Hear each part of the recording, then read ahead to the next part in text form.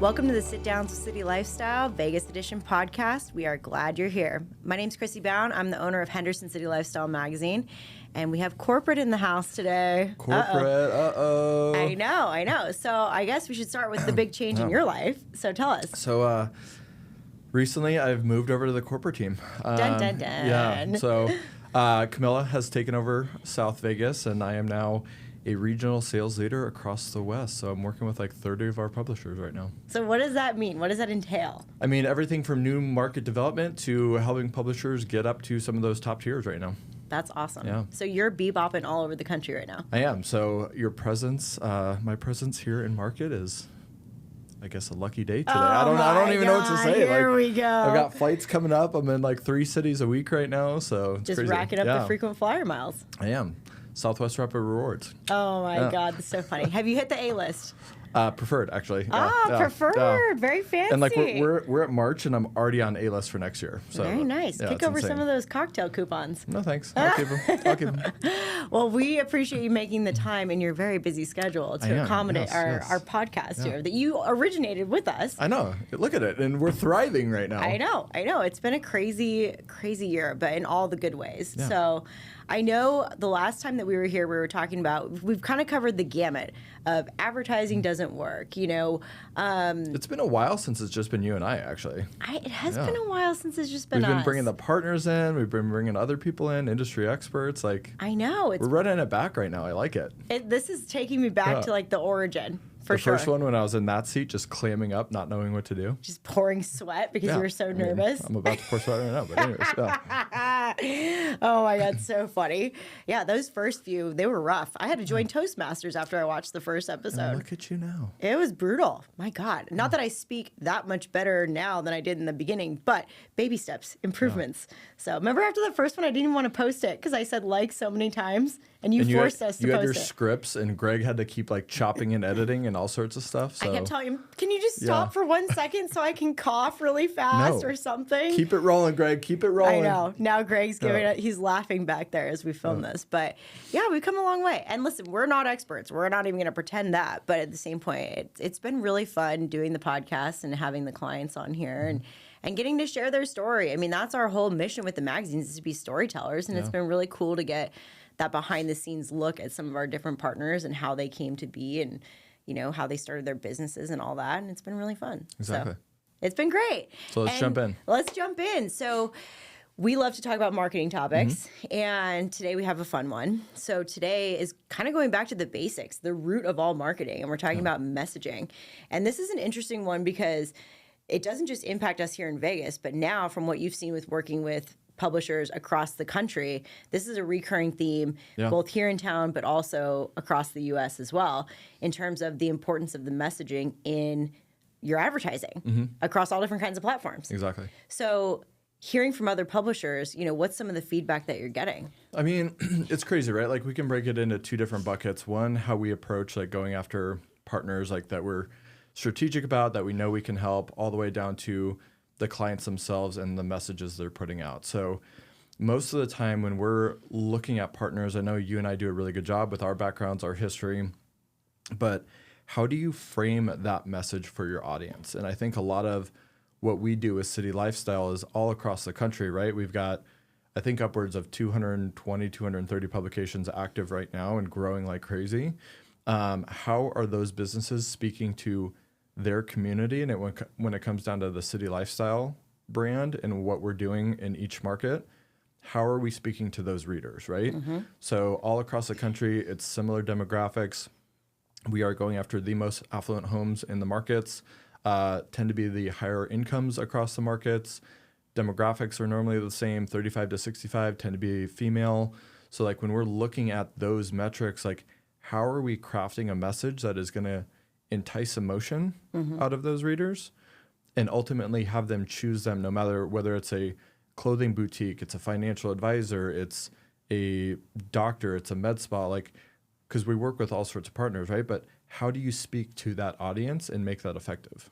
Well, and I think it's interesting too, now that you're working with all these other markets, because each market has its own vibe and they're totally different. It's we're in Vegas, right? And like, I thought I understood it. Like, you go to California, I go to Arkansas, Texas, I mean, Utah, like all across the West, and it is significantly different. And I'm working with a lot of our publishers to craft messages that speak that language in that market. So how do you talk to the publishers and kind of figure out what that vibe is? Because you're advising them on different creative ways to create these messages for them. Do you do your own mini needs analysis, so to speak, just to kind of try to interpret what that looks like? Kind of, right? So like our publishers know these clients, like just like I knew them when I was working with South Vegas, you know them with Henderson. So we know that story and that kind of that detail we've pulled out of working with these clients.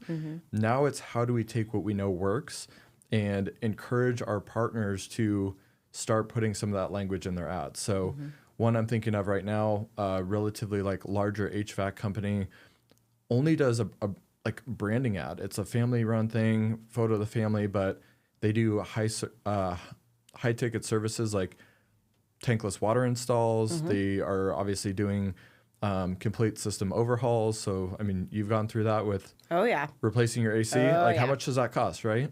Like 25 to 30,000. So let's talk about those services, talk about those products. So while the lead volume might go down a little bit, the potential for return goes up that much higher. So if we're just doing branding and then saying, hey, you know what, this isn't doing what we want, like, why is that?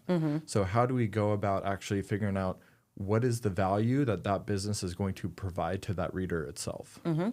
I think that's something that a lot of businesses, and we're guilty of it too. 100%. We are so anxious to tell our audience, look at all these amazing things we're doing. But at the same point in time, we have to take that moment to pause and reflect and say, okay, does the reader actually care about all these great things that we're doing? No, they care about how is what we're doing going to benefit them, make their life easier, or give them some kind of a user benefit that they can take from that. So it's interesting. And it's funny that you say that about the different markets, because when I was in broadcast, you know, I would work with people across the country, and every time I would get somebody from New York, LA, Chicago, these major markets, they would always say, Vegas is such a weird market. It's so different than everywhere else that we buy. And I would have to explain, yes, because they were looking at it from, in television, it was a DMA. And in terms of, which is based on the size. Yes, the DMA, it's based on the population size. So they were looking at it saying. So designated market area? A designated market area based on population size. But in terms of our actual population, we were 39 or 40, depending on the year. But with that, in terms of spend, we were always in the top 20. And it was because there's so many people that are visiting Vegas. There's so many people that are coming here to town. And it's a very aggressive advertising market in Las Vegas.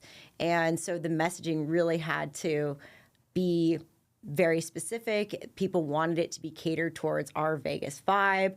And so messages that were working in different markets weren't working here, because it really has to be, we're used to being entertained here.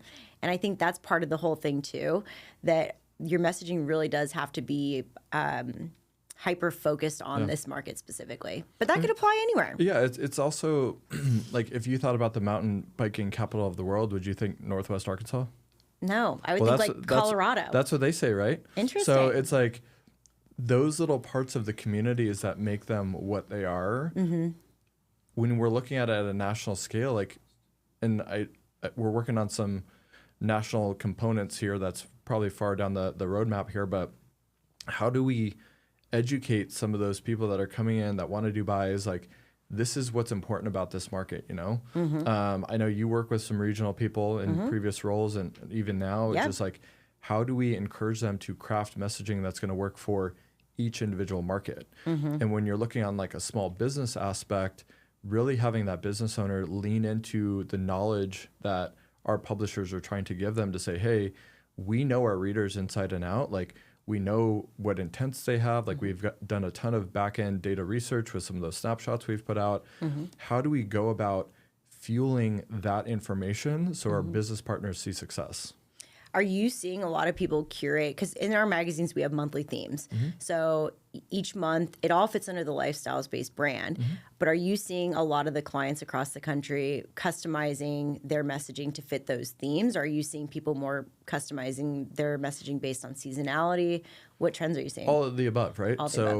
if you look at like regular seasonality, if you look at our themes, because we have June is gents, May is ladies, like kids and pets in August. So we have these themes where you can tie the message into that theme, or is there seasonality in that business, right? So like if you look at a dentist or one of our partners, Truman, that I was at this morning.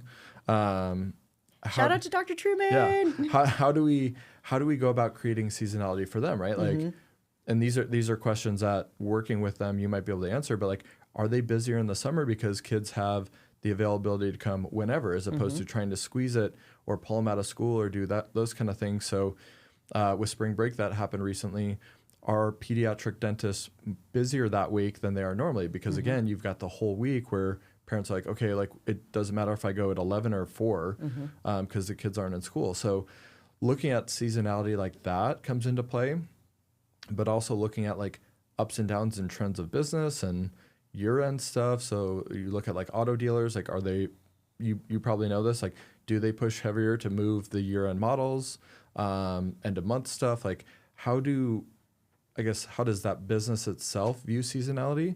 And those are questions that our publishers should definitely be like digging in and asking about to make sure we're helping them. Our publishers and just any business owner, right? Yeah. You know, these are really important factors that can impact the success of a campaign.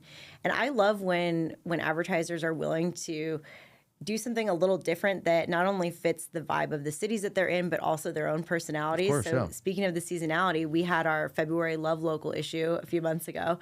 And one of our clients in Henderson, who was also on the podcast, Dr. Harpreet Sui, she's fun and she does a lot of stuff on social media too. And her personality is amazing. Yeah. And I love the fact that she was willing. You don't think she's a doctor when you meet her. Oh my God. Right? It's so funny. I tell her and her husband Kevin is a doctor too. And it's hilarious because they're so, they're just so normal and fun and great. And then they'll start talking about something medically based. And I'm like, oh my God, you guys are like the smartest people that I know in real life. But it's great because she has really, in my opinion, done a good job of catering her messaging. And so for the Love Local issue, came out during Valentine's Day. One of the things that she talks about a lot is hormonal changes that take place with women as we get a little bit older. And so with the messaging, I had an idea and I was like, I wonder what you think about this. Like, would you be willing to do it? But she's always open to it. And so we said, is it true love or is it your hormones for the February one, which is great because it's like, and it was fun and it was funny and the feedback was fun. And but that's how you're going to grab a reader's attention, right? Exactly. So when you're going into a publication like ours and you've got a theme, like that theme messaging also makes sense. But at the end, like there's probably still a call to action that went with that, right? Yeah. So talk about that a little bit. Well, I think the messaging you have to tell the readers the action that you want them to take, or the viewers or the listeners, whatever medium you're using. You have to inform them of the action that you want them to take. If you want them to pick up the phone and call, say call us. If you want them to visit your website or take advantage of a sale or whatever that's going to look like, that has to be included in there. That has to be included in the messaging. I can't tell you how many times over the course of the last, dare I say, almost 20 years that I've been working in marketing, you too, which is like, how did that happen to some young bucks like us? But how many times we'll have a client say that they want to focus on a branding campaign, which is more of a long-term play, more of a top-of-mind awareness message, but then call and say, well, we got no leads. Yeah, we got no phone calls. We're not getting the leads and phone calls. We're not getting the leads, the number of leads that we wanted to. And it's like, well, we need to inform people. If there's a specific call to action that we want them to take, we need to let them know. So we got to adjust this. And I think that a lot of times that can be missed because I think people are just like, oh, if we just put out some general messaging, like that'll be fine. But like, no, if you have something that's time specific, if you want them to take advantage of this seasonality or this sale or this offer, we have to make sure that that's included in the message. Yeah. Are you seeing that being an issue across the country too? I mean, a lot of times, because businesses also shift gears, right? Like, they might be doing really well just based on seasonality. They don't know, like other components, like other factors outside of like people's control, right?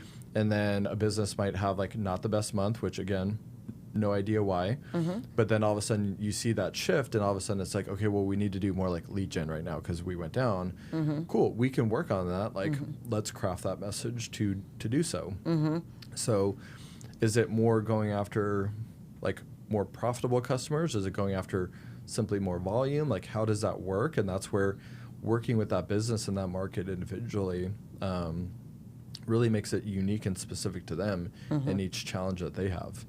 I think that another piece of that puzzle is also making sure that you're working with somebody who is closely tied to your business.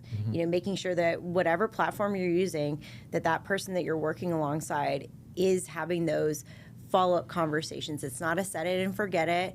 You know, you're not just going to put one message out and then just ride that out for the year. You have to continually have those conversations to make sure that the message is still relevant and that it's still tracking with the seasonality or whatever's going on with your business. Yeah. A lot of what I did when I was, still in control of... See, you could have asked Greg to pause for the cough. It's windy. Things are blooming. It's spring. Allergies. My apologies. A lot of what I did when I was a publisher and still encourage our publishers across the country to do is when businesses are thinking about messaging, and I know you do a really good job of like planning out, right? Like, let's look 3, 6, 12 months out on what are those messages going to be so you can start crafting it. But if they're not sure, like, start that series of branding messages, like who you are, what you do, why you do it, because as that reader is seeing that consistent brand over time, and our creative team can do a really good job of building like those consistent like style ads. So when you swap out like the who you are, what you do, why you do it, it still feels the same. It does. But your reader is going through that journey of, okay, I'm seeing this brand, but I'm getting more value each time I see it. So when that timing hits that it's right for that reader to take that action, they're automatically thinking about that business, not going on Google, not searching. It's just like, hey, I'm going to look up directly video podcast studio as opposed to like podcast studio near me, right?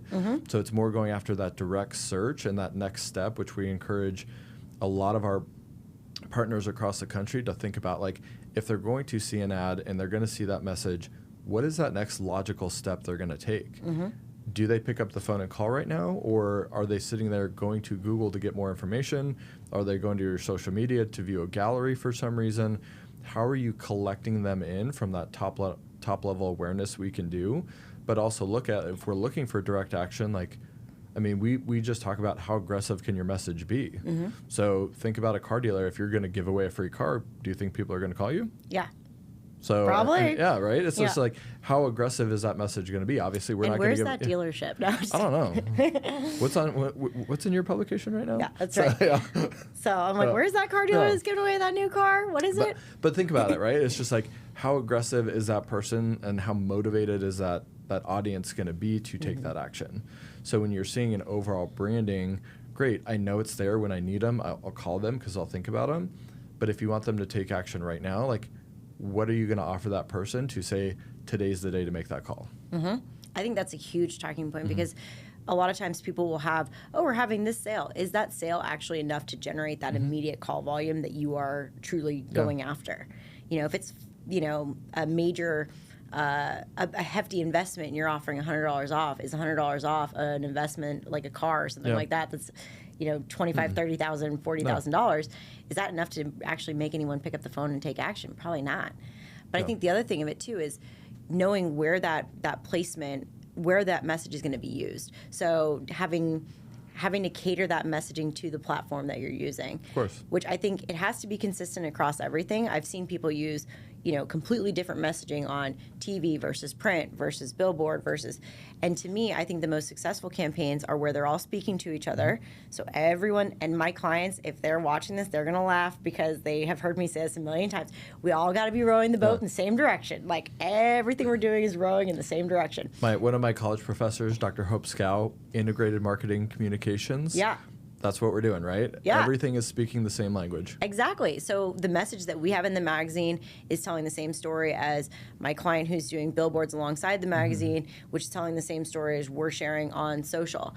At the same point in time, those messages might look a little different because obviously, like, you know, if they're doing billboards alongside the magazine, the billboards are like 5 to 6 words total, or else no one's going to take it in. Yeah. Where you can have more information in a print ad versus a billboard, but the messaging, the core root of the messaging is still saying the same thing. Yeah. So I think that can be something that people can miss sometimes as well because they're trying to tell 10 different stories. Well, then the consumer's confused. They're like, well, what am I, Yeah. you know, people that are like me who have probably a mild case of ADD are going to be like, squirrel, I'm Mild? out, you know? Mild case? Yeah, exactly. Okay. So we get lost in translation. So I think it's so important, regardless of what platform you're using, making sure that the message is consistent, but you're telling it in the most efficient way for that platform, and then lean into the people that actually do that every single day for a living. You know, we're looking at doing billboards for our magazine, and I told my friend who we're buying the billboards from, I'm like, dude, this is your wheelhouse, and I will trust your judgment. Like, here's my message, like, help me. And this is coming from somebody who's been in marketing for 20 years. Yeah. I'm not going to sit there and pretend like I'm an expert in billboards. Like, you know, this is the message I want to get out. Here's the verbiage that I'm thinking of using, but you take this and you guys make this however you recommend. And that's where those partnerships with the media companies that you're working with really come into play, or the agencies, either way, because you have to be able to lean into those people's expertise. And, you know, I'm a publisher, and I have 14 years of broadcast experience before this, where I did digital and I did television. But like, I'm not going to pretend to be an expert in billboards. I've never worked in that space. I've never sold billboards. Like, I'm not going to pretend that. And I think that if I'm an advertiser, I'm a client, and I'm looking to get my message out, that would be another recommendation that I would have too, is just lean into those people's expertise. Like, you know your business better than anybody else will ever know your business, but don't be afraid to ask for help when it comes to the messaging. Yeah. So It's a good final point. I was going to ask you if you had another final point, because we're kind of wrapping up here, but no, I mean, I think the big thing is the messaging. In order for a campaign to be successful, it's got to be the right audience. It's got to be enough consistency to where people are going to actually take in and remember your brand, and the messaging has to resonate. I was going to say the messaging has to slap. It doesn't have to slap, but the messaging has to resonate with that potential consumer. So think about who the person is on the other side of that veil, right? That's why I love the hormones. Is it true love, or is it your hormones? Yeah. I laugh at that. That's a good one. Because it's funny, and you know, it makes me like it made me chuckle. It resonates more with you than me because you're a female. Exactly. But speaking to that. But that's who we're going after. So think about who's going to be receiving that, and what would be something that would be memorable for them. So what about you? Final parting words. I mean, on top of that, just keep it simple, right? A lot of times we like to be super in the weeds, or businesses want to be like overly specific sometimes. I encourage a lot of businesses I work with, like, say it like you're saying it to a second grader, right? Like, if the second grader can understand it, your reader is probably going to understand it too. For sure. Awesome. So, well, thank you for making time in your schedule. My pleasure. To come and visit the podcast that you originated with us here. It's rolling. I love it. You guys are keeping it up. Great. We love it. Fun. Well, we appreciate your time, and we appreciate you guys tuning in to us today, and we'll see you next time.